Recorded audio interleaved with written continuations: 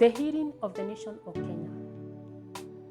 When I was seeking God for this nation and crying to God because of the suffering, the great suffering that God said it will happen in the nation, and it's happening.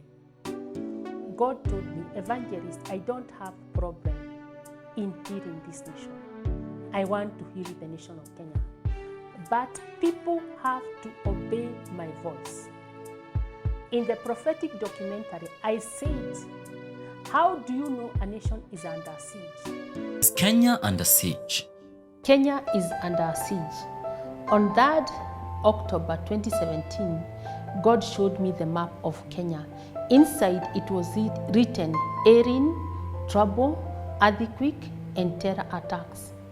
According to the word of God in 2 Kings 24:33, signs of a nation under siege are famine, extreme frustration, demonic attacks, deaths, murder, massacre, filthiness and abomination, and brain games.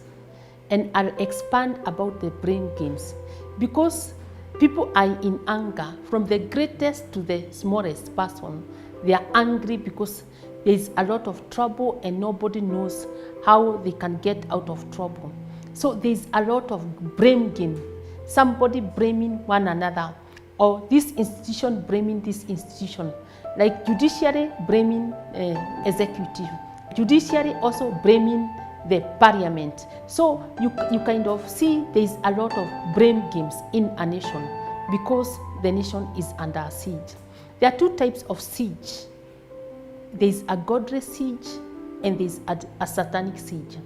A satanic siege, us as Christians, God has given us power and authority over it.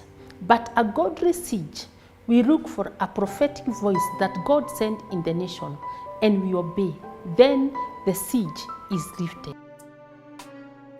A nation is under siege when you come from one problem to another.